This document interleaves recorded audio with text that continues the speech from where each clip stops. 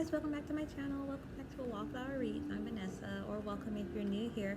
So today I'm actually in a different setting because it's back to school season, as you know, or may not know. I am a teacher. So I got some books from some really kind people, including the one and only. I don't know if I find a picture, I'll like insert it somewhere.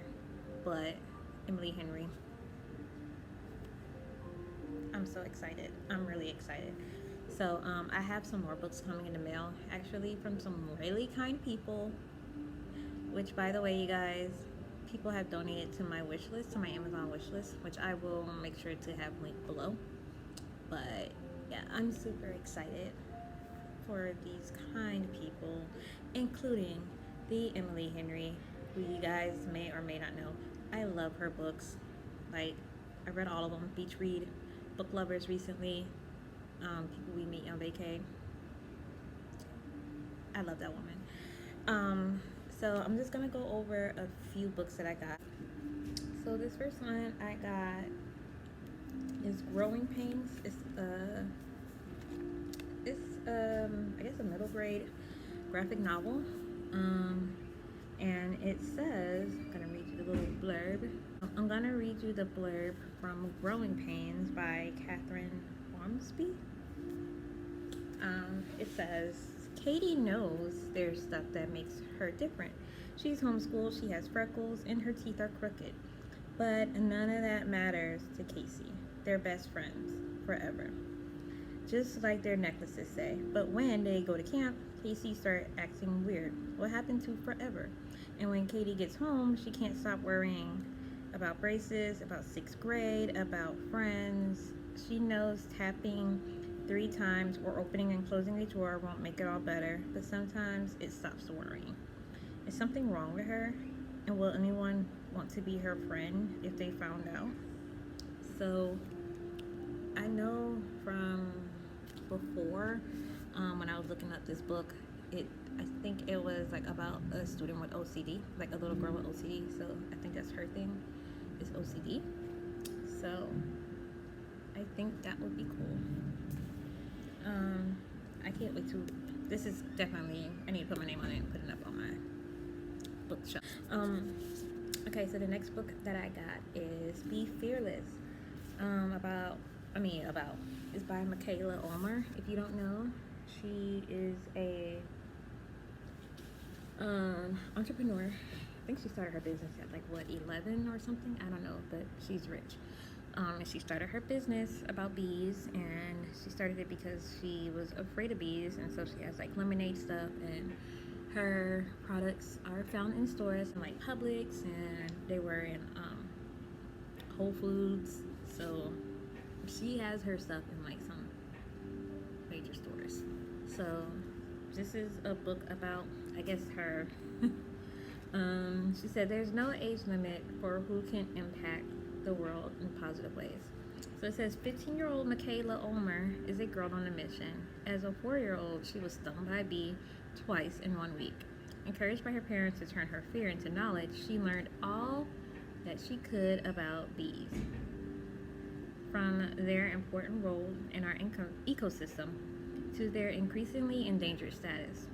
More than anything, Michaela wanted to help, so she started her first lemonade stand in her front yard, donating the small proceeds to bee conservation. Save the bees. When she realized that the more lemonade she sold, the more bees she can save, Me and the Bees Lemonade was born. I think her thing is called Be Sweet, her brand, like the name of it. I don't know. Now she sells her lemonade across the country, from meetings with Fortune 500 CEOs to securing a deal on Shark Tank to even visiting the Obama White House. Michaela's lemonade and a passion for bee conservation have taken her far. In this part memoir, part business guide, so that's amazing. I think this would be great for the kids. Anyway, Michaela shares her personal journey and a special brand of mindful and entrepreneurship, with helpful tips and guidance for kids just like her who are interested in pursuing their passion-fueled ventures. Be Fearless instills readers with the belief that they too can turn their life's lemons into lemonades. So I think that this would be fantastic, especially with this population of kids, because I work at a Title I charter school. So I think that this would be great. Be Real Macy Weaver.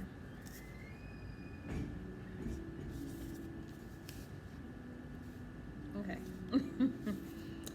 By Lakita Wilson. It says 11-year-old Macy Weaver knows relationships are complicated. Fresh off her latest friendship breakup, she spent most of her summer break on her own. So when Macy's mother decided to go back to college 3 states away, Macy jumps at the chance to move, anything for a fresh start.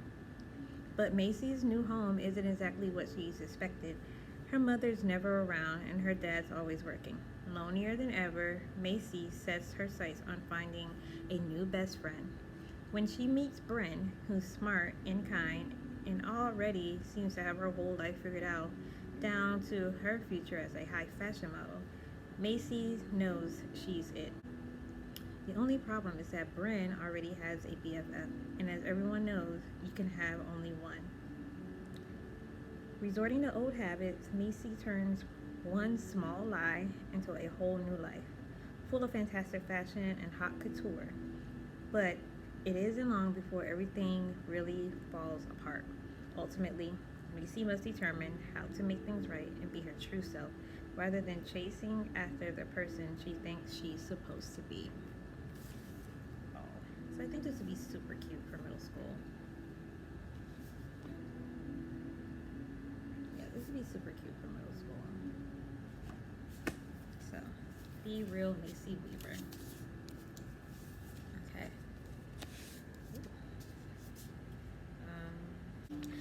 So this is Why We Fly by authors Kimberly Jones and Gilly Seagal.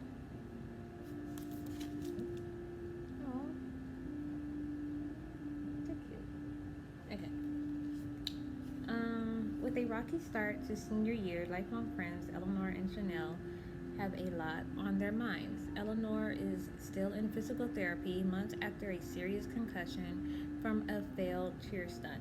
Chanel starts making questionable choices to deal with the mounting pressure of college applications. But they have each other's back, just as always, until Eleanor's new relationship with star quarterback theeee tears a rift between the two.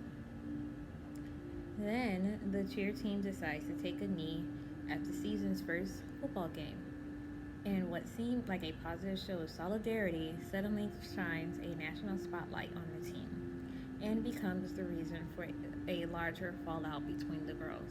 As Eleanor and Chanel grapple with the weight of the consequences as well as their own problems, will they be able to rely on the friendship they've always shared? Okay, outfit change. Scythe. This is the first book in the series, so I'm super excited for the kids to have this. And I'm not gonna lie, I haven't read Scythe either. So it says, "Thou shalt not kill." This is book 1 in the Scythe series. By Neil Sholsterman. I don't know, but this is a popular series. I know. It says, "A world without hunger, no disease, no war, no misery. Humanity has conquered all those things and has even conquered death. Now, scythes are the only ones who can end life, and they are commanded to do so in order to keep the size of the population under control." So maybe it's kind of like Thanos, almost. Citra and Rowan are chosen to apprentice to a scythe, a role that neither wants. These teens must master the art of taking life, knowing that the consequence of failure could mean losing their own. They learn living in a perfect world comes only with a heavy price. This sounds really good. I low-key want to read this first. But I have a lot of books on my TBR right now. But I do want to read this. I really want to read this. I actually really want to read this. Okay. American Panda. I actually got this last year and I haven't been able to put it on my bookshelf yet. so I'm actually excited. By Gloria Chow. It says, at 17, Mei Lu should be in high school, but skipping 4th grade was part of her parents' master plan. Now a freshman at MIT, she's on track to fulfill the rest of this predetermined future. Become a doctor, marry a pre-approved Taiwanese Ivy Leaguer, produce a litter of babies.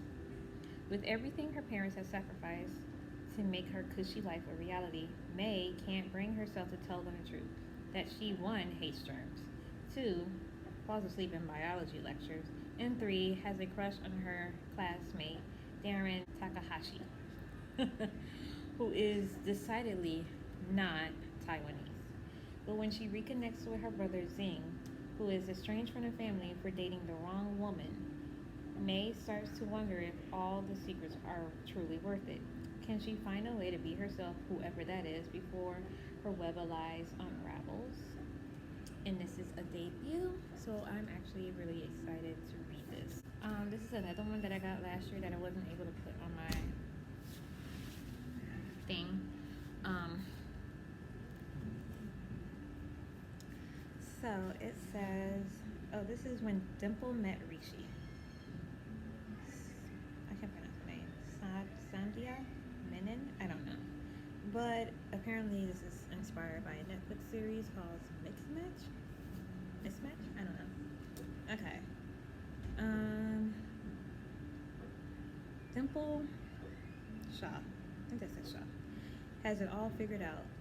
With graduation behind her, she's more than ready for a break from her family and from Mama's inexplicable obsession with her finding the ideal Indian husband. Dimple knows they must respect her principles on some level, though. If they truly believed that she needed a husband right now, they wouldn't have paid for her to attend a summer program for aspiring web developers, right? Rishi Patel is a hopeless romantic, so when his parents tell him that he and his future wife will be attending the same summer program wherein he'll have to woo her, he's totally on board, because as silly as it sounds to most people in his life, Rishi wants to be arranged, believes in the power of tradition, stability, and being part of something much bigger than himself.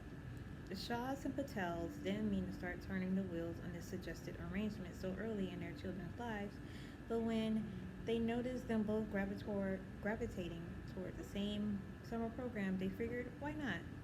Dimple and Rishi may think they have each other figured out, but when opposites clash, love works hard to prove itself in the most unexpected ways. So, this is when Dimple met Rishi. So that's pretty exciting.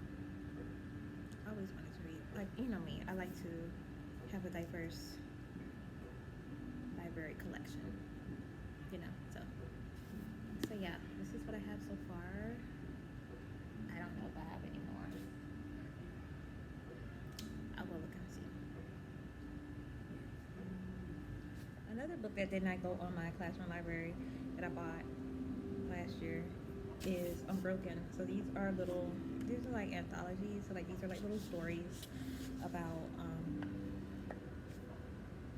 teens with disabilities. So it's not exactly like all, sad stories, but it's just still stories starring teens with disabilities, just because, like I said, representation matters. People need to be seen. Kids need to feel seen. So I got this. And speaking of as well, I got this book right here, I Am Not a Label. So it features 34 disabled artists, thinkers, athletes, and activists from the past and present. So we got like Lil Wayne is in here. How to say his name like that? I don't know. Stevie Wonder, Bill Gates. Oh, the guy just died. I'm awful. Let me see who else is in here. It is not only for like people who have disabilities. I would say like these books is for everyone to read, but it's just kind of like, it's just nice to see other people's stories. So we have Frida Kahlo. You have her in here. Her story.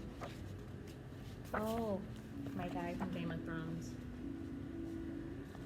You have his story in here. Well, like his, you know, Lady Gaga. You know, so these are some famous folks in here who have disabilities.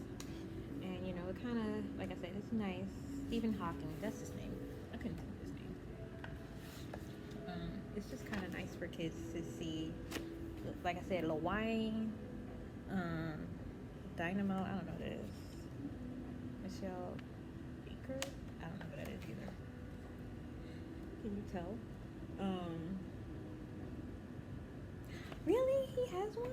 Cool. Abraham Lincoln, Demi Lovato, of course.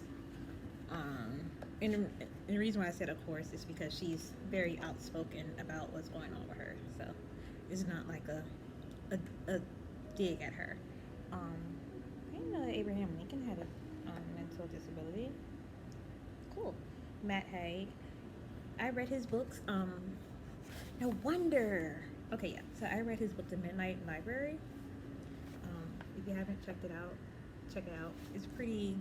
I liked it. I know some people are like, oh, I didn't like it. I personally did enjoy it because.